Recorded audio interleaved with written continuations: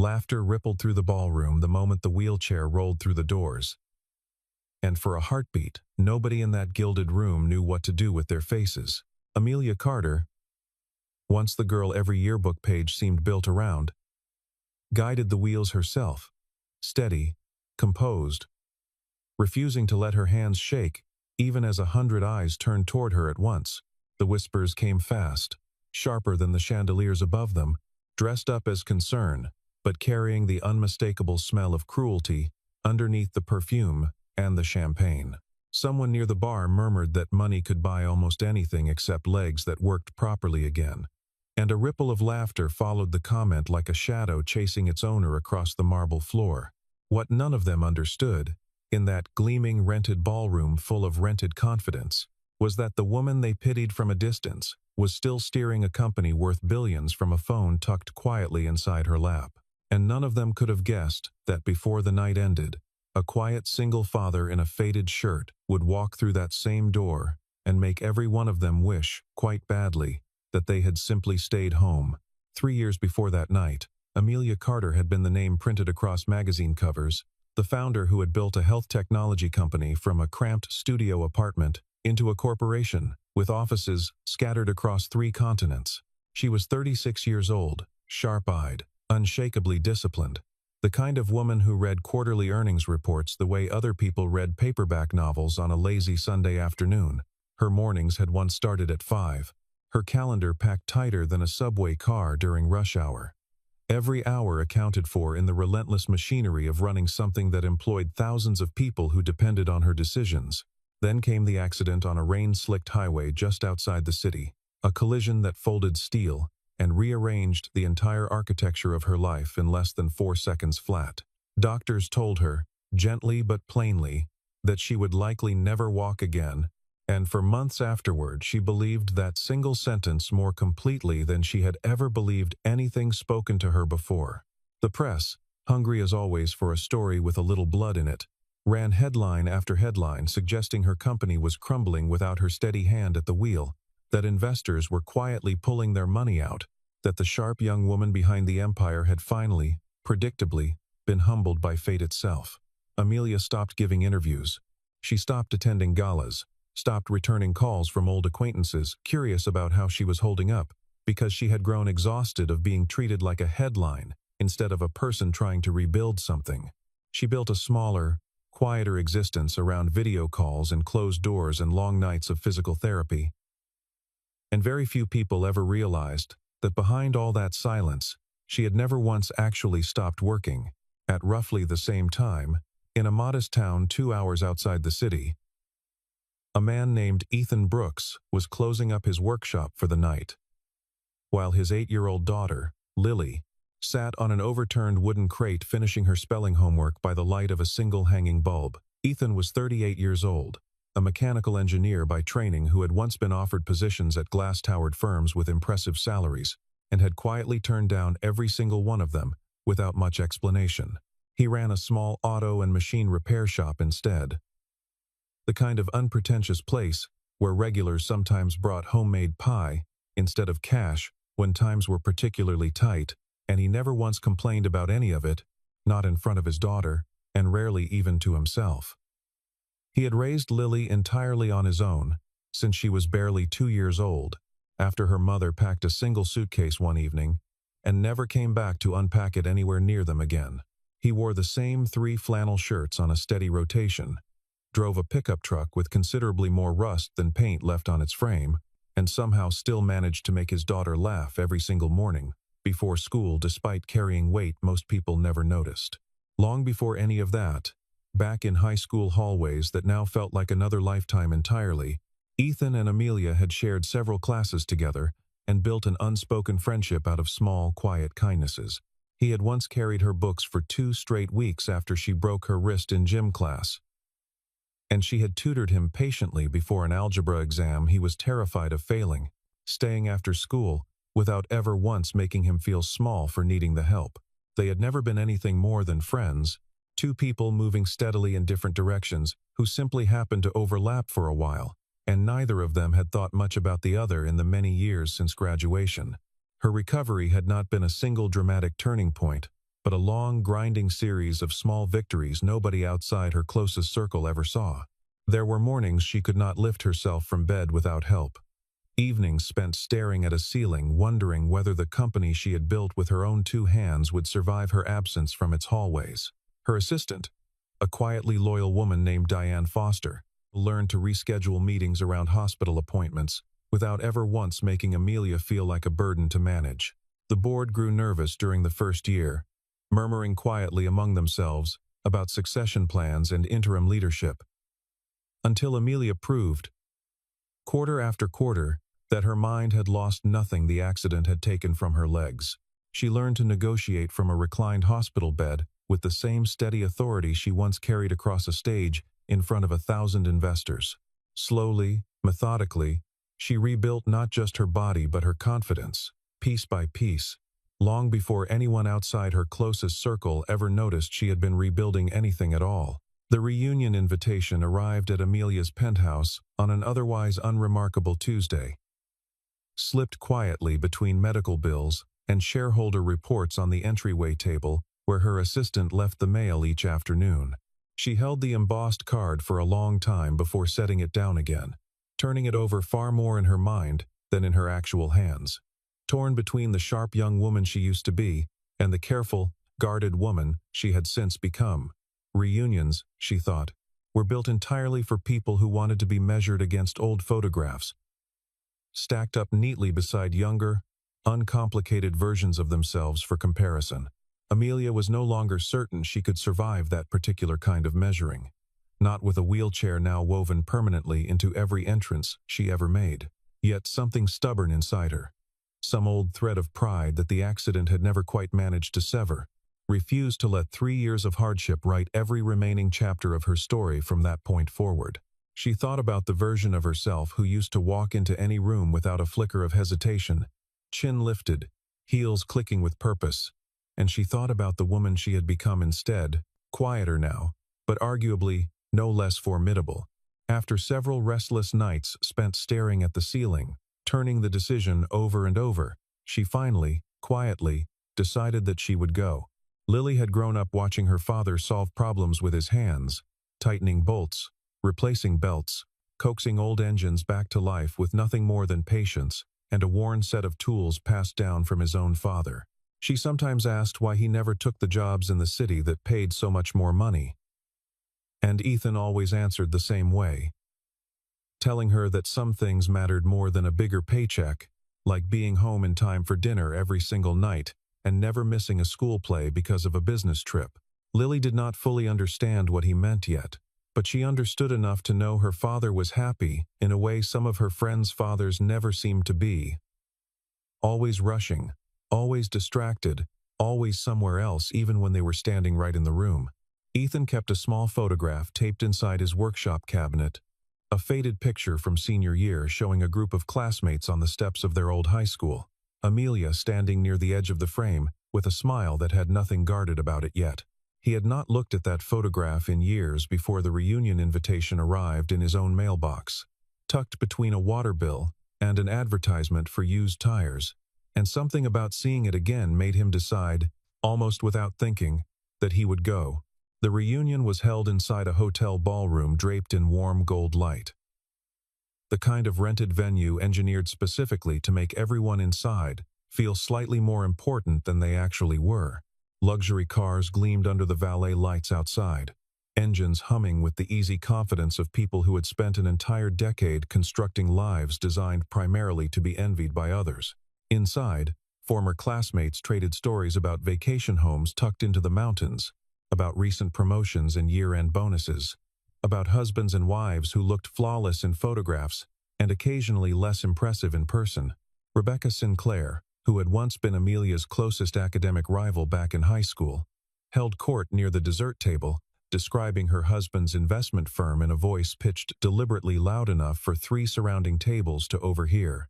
Craig Donovan, now a regional director for some sprawling logistics company, made absolutely certain everyone within earshot knew the precise size of his most recent bonus before the appetizers had even finished being cleared away. Beneath all the bragging ran a steady, hungry current of gossip about the one classmate who had not yet arrived. whispers claiming her company was quietly failing, that the board was preparing to sell it out from under her, that the accident had apparently broken far more than just her spine. Nobody in that gilded room bothered to check whether any of it was actually true, because the story itself was simply too satisfying, too neatly poetic, for anyone to want to question it. Near the entrance, a small welcome table displayed printed name tags, arranged alphabetically. Each one decorated with a tiny photograph pulled from the old yearbook, smiling faces frozen at 17 and 18 years old, long before mortgages and divorces and quiet disappointments had settled into most of those same faces. Brittany Hale, another former classmate who had built a modest career in real estate, stood near the photo backdrop complaining loudly to anyone who would listen about how exhausting it was managing 3 separate open houses in a single week. A projector near the stage cycled slowly through old photographs from prom nights and pep rallies, drawing occasional bursts of nostalgic laughter from clusters of people who had once shared lockers and lunch tables and secrets that no longer felt important enough to keep. Nobody in that crowded golden room had thought once, all evening, to wonder how the woman arriving late might actually be doing, only how she might look, how diminished she might seem, how satisfying it might feel to finally see someone who once stood above them all, brought down to their level at last. When Amelia finally rolled through the entrance in a simple, elegant navy dress, the entire room seemed to catch its breath at exactly the same moment. Conversations paused mid-sentence, drinks hovered halfway to open mouths, and for one long moment, the only sound left in the ballroom was the soft electric hum of her wheelchair's motor, moving steadily across polished marble tile. A few faces quickly rearranged themselves into practiced expressions of sympathy, the particular kind people wear when they want credit for compassion, without ever bearing the actual inconvenience of feeling any. Others were far less careful with their masks, letting comments slip out just loud enough to carry. Remarks about how strange it seemed for someone so young to end up confined like that, about how life apparently still had a sense of humor after all these years, about how she used to walk through school hallways, like she practically owned every square inch of them, and now needed assistance, simply crossing a threshold. Amelia kept her expression steady and calm, her smile polite and practiced, a careful shield she had constructed slowly across 3 long years of physical therapy sessions and far worse days than this particular evening. Inside, though, every single comment landed exactly where it was aimed, precise as a thrown dart, and the hurt settled heavy and familiar in her chest even while her face refused, absolutely refused, to let any of it show. It did not take terribly long for the polite cruelty to curdle into something considerably sharper. A small cluster of former classmates gathered near her table, emboldened by champagne and years of quiet, buried resentments, and began picking apart the woman sitting among them, as though she could not possibly hear a single word being said. Someone laughed that a chief executive officer confined to a wheelchair was hardly a chief executive of anything real anymore, that all her supposed money apparently could not buy back the one thing that actually mattered most in life. That the company was probably circling the drain right alongside everything else that had gone wrong for her. One man, more drunk than deliberately cruel, but no less careless for it, reached out and jostled the back of her chair hard enough that Amelia had to grip both armrests tightly, just to keep from tipping forward onto the floor in front of everyone. Nobody moved to steady her. A few people simply watched, frozen in that particular kind of silence that somehow says far more than any spoken insult ever could. And somewhere near the back of the crowd, a phone was quietly lifted, its camera angled squarely toward her humiliation, as though it were entertainment worth preserving. Amelia breathed slowly and deliberately, forcing her hands to stay loose against the wheels, refusing to give the room the exact reaction it seemed to be hunting for so eagerly, even as the air around her grew thick enough to nearly choke on. A woman standing near the edge of the group, someone Amelia barely remembered from a shared chemistry class over a decade earlier, leaned in close enough that her voice landed like a slap rather than a whisper, wondering aloud whether it was even worth attending events like this anymore, if you could not walk in on your own 2 legs to enjoy them. Amelia's fingers tightened briefly around the wheels beneath her palms, the only visible sign that the comment had landed at all, before she forced her hands to relax again, refusing to give anyone in that circle the satisfaction of watching her flinch. She thought, briefly and bitterly, of the years she had spent building something that mattered, of nights spent awake reworking budgets, so that other people's children might have futures brighter than the ones handed to them by circumstance, and wondered how quickly all of that could be erased in the minds of people who only ever looked as far as a person's legs. The humiliation of that moment did not come from cruelty alone, but from its casualness, the easy, thoughtless way an entire room could decide someone's worth in the time it took to cross a dance floor. Amelia lifted her chin slightly, the same small gesture she had once used walking into hostile boardrooms years earlier, and reminded herself silently that she had survived worse rooms than this one, and intended to survive this one too. That was the precise moment the door swung open again, and every single head in that crowded ballroom turned toward it at once. Ethan Brooks stepped inside wearing a shirt that had clearly been ironed with far more care than money could ever buy. His boots worn soft and honest at the heel, his old truck parked slightly crooked outside, between two gleaming luxury sedans that probably cost more combined than his entire garage was worth. A ripple of amusement moved through the room before he had even managed to say a single word. Someone loudly wondering aloud whether Ethan was still driving that very same old truck, whether some people simply never managed to climb any higher than exactly where they had started out. Ethan said nothing at all in response to any of it. He did not glance toward the cluster laughing near the open bar, did not pause even briefly to explain himself, or justify the shirt, or the boots, or the truck parked crookedly outside. Instead, he walked calmly straight across the ballroom floor, past the tables, and past the whispers, until he reached the woman sitting quietly in the very middle of it all. He crouched down without saying a word, gently adjusted the footrest of her wheelchair that had slipped loose during the earlier jostling, and looked up at her with the exact same steady patience he had always carried since their high school days together. He asked her, simply and quietly, whether she was okay, and for the first time all evening, Amelia's polite smile finally turned into something entirely real. The two of them fell easily into conversation, as though no time at all had passed since the hallways of their old school, and the noisy room around them seemed to shrink quietly into distant background static. Ethan asked about her work with genuine curiosity, not fishing for gossip the way absolutely everyone else in the room had been doing all evening long. Amelia asked about his daughter, about the little workshop, about the modest life he had carefully built 2 hours outside a city that had once chewed her up thoroughly and spit her back out into a wheelchair.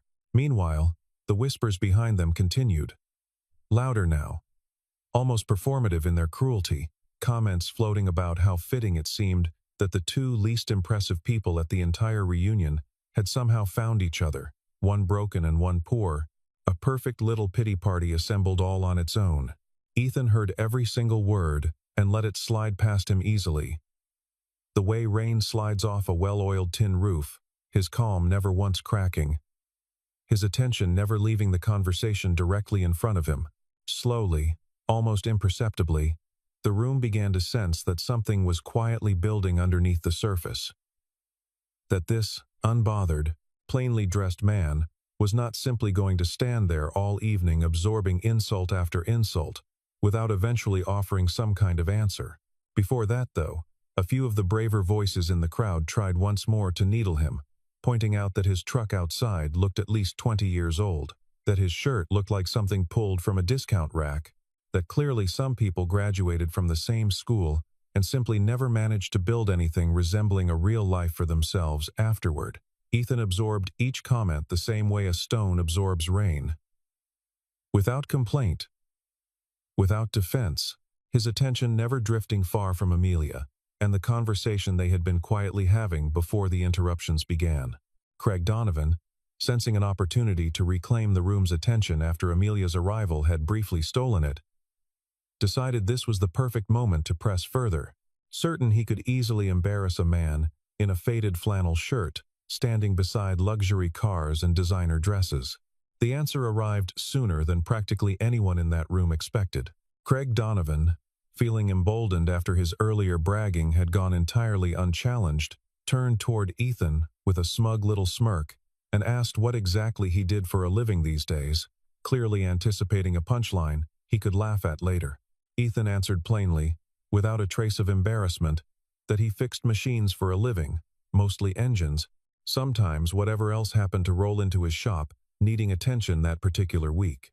The laughter came instantly, exactly as everyone had predicted it would, several classmates trading knowing glances, as though the answer had simply confirmed every assumption they had quietly carried about him for the better part of a decade. Ethan let that laughter run its full course before finally asking a question of his own, calm and unhurried, wondering aloud how many of them had happened to receive scholarships during their senior year of high school. A handful of hands rose slowly around the room, more than a few faces suddenly curious about exactly where this line of questioning might be heading next.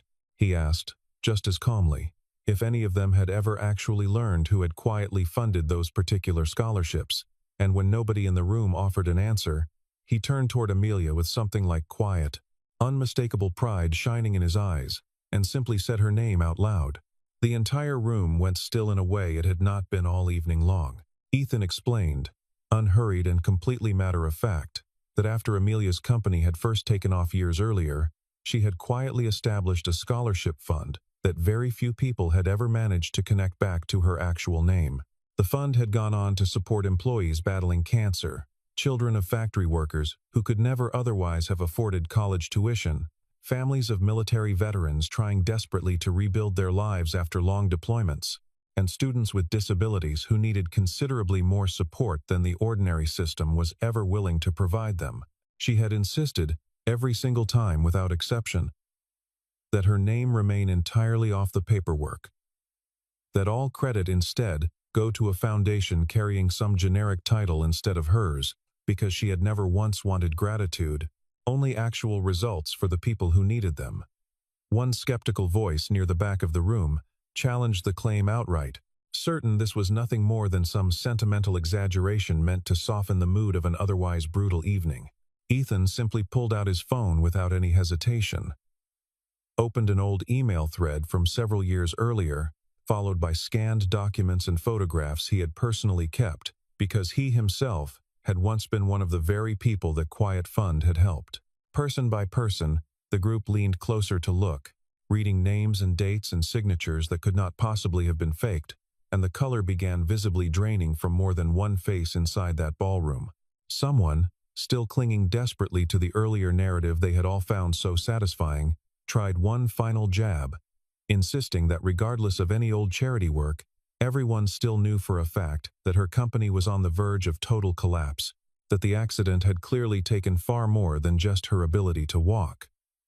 Ethan let out a short, quiet laugh, the kind that somehow carries more confidence than any lengthy argument ever could. Amelia, who had said very little since first arriving, finally spoke up herself, her voice calm, and even as she reached into her bag and set a laptop down carefully on the table in front of her, she connected it wirelessly to the large screen mounted near the stage, the very same screen that had been quietly playing slideshows of old yearbook photographs all evening long, and within seconds, a live video call filled the entire display for everyone to see. On the other end sat a neat row of executives and board members joining from 3 different time zones, all waiting patiently, all clearly expecting her call right on schedule. In near-perfect unison, they greeted her formally as Chief Executive Officer, their voices crisp and unmistakably professional, cutting cleanly through the stunned silence that had settled over the ballroom. Amelia offered them a brief, gracious apology, explaining calmly that she would rejoin the call in exactly 15 minutes, and closed the laptop again with the exact same composure she might use to end any perfectly ordinary Tuesday afternoon meeting. The truth settled slowly over the room after that, spreading the way cold water spreads gradually through a warm bathtub.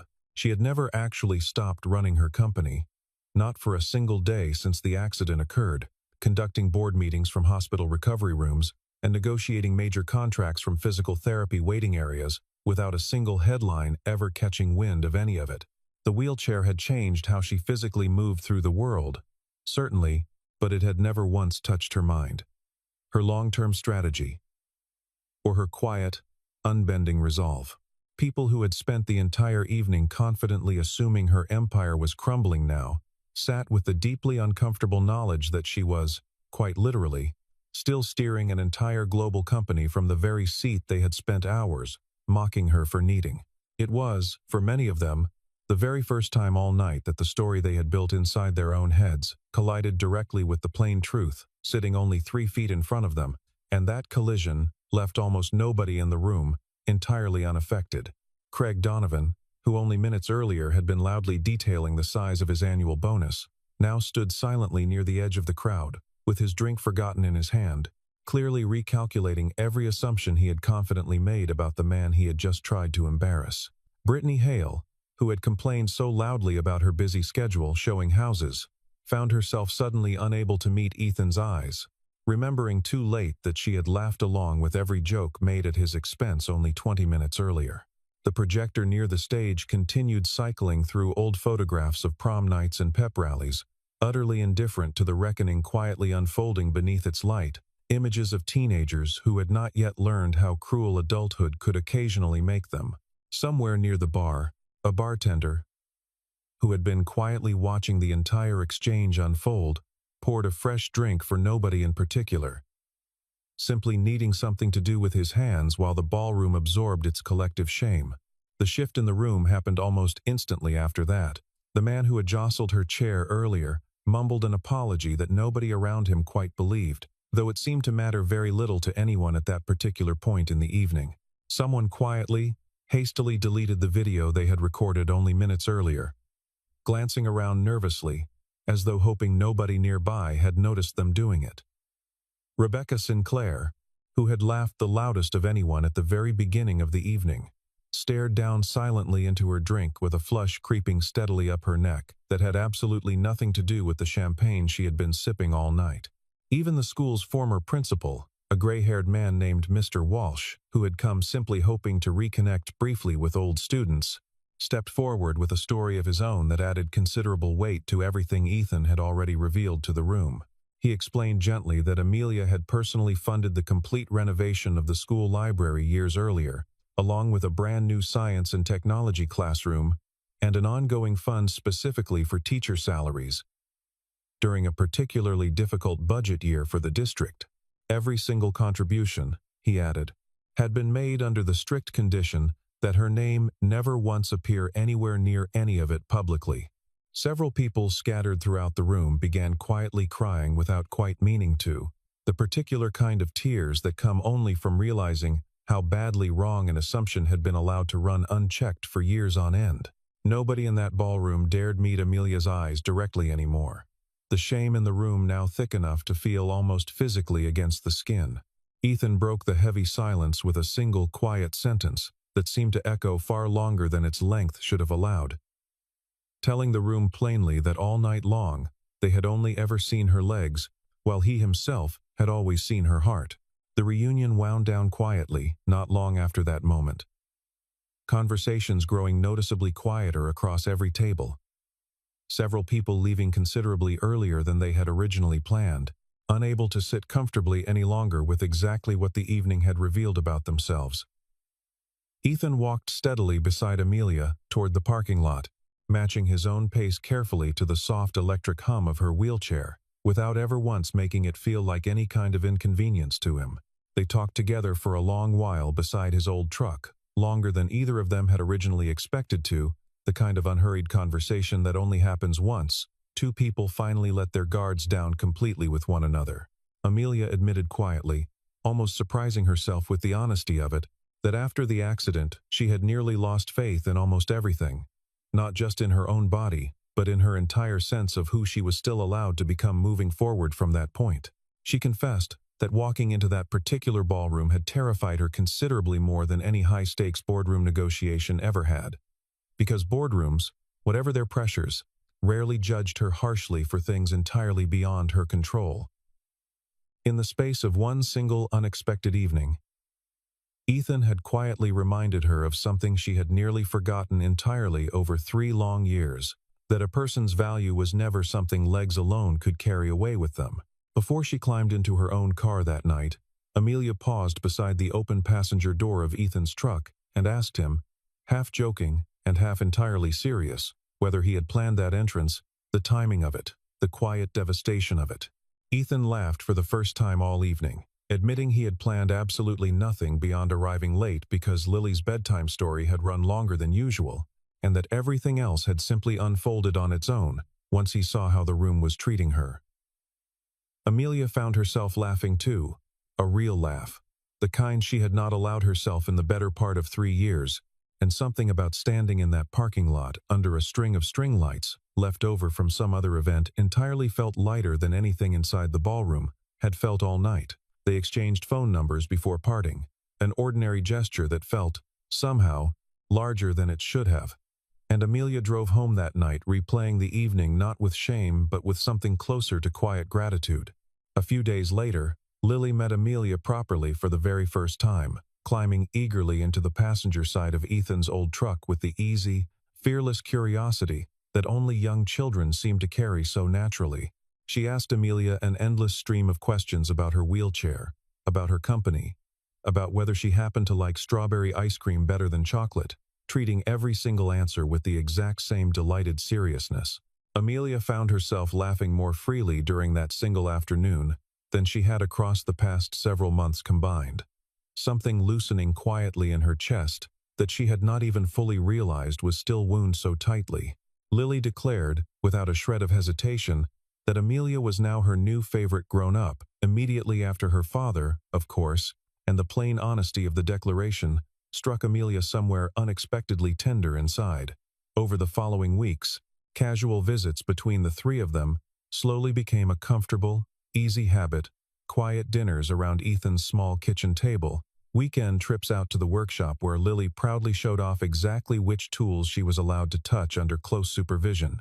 Slowly, without either adult ever quite announcing it out loud to the other, Amelia began to feel steadily like herself again. Not the polished woman from the old magazine covers, but someone quieter and considerably steadier, whole again, in an entirely different way than before the accident had ever happened. During those quiet weeks, Amelia found herself gradually returning to public life in small, careful steps, agreeing to a handful of interviews she had refused for years, finally allowing journalists to ask about her recovery instead of dodging the subject entirely. She spoke plainly about the accident, about the long nights of therapy, about the frustration of relearning tasks that had once felt automatic, and audiences responded with a warmth she had not expected after years of hiding from public attention. Her company's stock, which had wobbled uncertainly for months on rumors alone, steadied and then climbed once investors saw clearly that their chief executive officer had never actually lost her grip on the wheel. Reporters who had once written speculative pieces about her decline now asked instead about the quiet scholarship fund Ethan had revealed at the reunion. And Amelia, for the first time, allowed her name to be attached publicly to work she had spent years trying to keep anonymous. She told one interviewer simply that hiding her generosity had once felt like humility. But she had come to realize it could also look like shame, and she no longer wanted anyone mistaking the two. 3 months after that fateful reunion, Amelia and Ethan formally launched a joint initiative together, a vocational training foundation carefully designed to help the very people the wider world too often chose to overlook entirely. The program offered practical hands-on skills training, along with dedicated job placement support for people living with disabilities. Single parents quietly trying to rebuild lasting stability for their families, and veterans returning to civilian life without any clear next step in front of them. News of the foundation spread quickly across the region. Not because either of them had actively sought any attention for it, but because the work itself proved simply too meaningful to remain quiet for very long. At the opening ceremony, held inside a converted warehouse, now filled with rows of workstations and hopeful new trainees eager to begin, Ethan and Amelia stood together near the entrance, greeting the very first class of participants as they arrived one by one. Lily came running across the room the very moment she spotted them both, grabbing tightly onto both of their hands at once, asking with total childlike sincerity whether they could all go home together once the ceremony had finished. Amelia felt her throat tighten unexpectedly with an emotion she had not quite anticipated, something caught somewhere between pure joy and lingering disbelief. while Ethan simply smiled beside her, entirely unsurprised, as though he had quietly known this particular moment was coming all along. The foundation grew steadily over the following months, adding a second location closer to the city and a partnership with 3 local employers eager to hire graduates straight out of the training program. Lily insisted on attending every single graduation ceremony, sitting in the front row clapping loudly for people she had never met, simply because her father and Amelia seemed to care about them so much. Ethan expanded his own workshop to accommodate apprentices sent over from the program, teaching the same patient skills his own father had once taught him, passing forward something steadier than money ever could be. Amelia began spending 3 days a week working from the foundation's offices instead of her downtown headquarters, discovering that she preferred the smell of machine oil and sawdust to the recycled air of glass towers she had once called home. Neither of them ever discussed turning the relationship into something more serious with any particular urgency, content instead to let it grow the way good things generally do. Slowly. Honestly. Without anyone rushing toward an ending. Neither of them needed rushed. 1 year later, Ethan and Amelia stood together again, this time in front of family and a small circle of close friends at an unpretentious little wedding held inside that very same warehouse that had since become the foundation's permanent home. There were no towering floral arrangements crowding the aisles, no hired orchestras, no carefully curated lists of wealthy guests, eager simply to be seen attending. There was only the small handful of people who had actually stood beside them through everything that had truly mattered across the past year. In her closing remarks that evening, standing without any prepared notes in front of the modest gathered crowd, Amelia looked out at the familiar faces and spoke plainly, her voice steady in a way it had certainly not been inside that gilded ballroom exactly 1 year earlier. She said, simply and clearly, that the accident had taken her ability to walk, but that same terrible accident had also eventually led her to the one person who had never once measured her worth by anything she had lost along the way. The room grew quiet in an entirely different way this time. Not from shock or lingering shame, but from the simple, settled weight of a truth finally spoken plainly aloud, without any hesitation whatsoever. Ethan reached quietly for her hand, and Lily stood happily between them, gripping tightly onto one finger from each of her 2 favorite people, completing a picture that none of the 3 of them could possibly have predicted just 3 years earlier. The final image lingers long after that particular evening ends. Amelia guiding her wheelchair forward steadily into a room filled with warm, genuine applause. Ethan walking calmly beside her the entire way, Lily holding tightly onto both their hands, as though she might never fully let go of either one of them again. It is not an image built around tragedy, nor one shaped by pity, but something considerably closer to a quiet, earned triumph, built slowly and honestly across 3 difficult years, without ever once needing an audience to validate any part of it along the way. A person's worth, in the end, was never going to be found sitting somewhere inside what they had lost, no matter how loudly an entire room full of strangers had once insisted otherwise on a single gilded evening. It lives instead in how steadily a person continues standing. However, that particular standing happens to look from the outside, safely inside the hearts of the people who chose quietly to love them anyway, without conditions and without hesitation. That, far more than any impressive title or fortune or old high school reputation ever could, was the plain truth that Ballroom finally learned that night, long after the laughter had completely faded and the room had gone quiet enough at last for anyone willing to listen to actually hear what mattered most all along.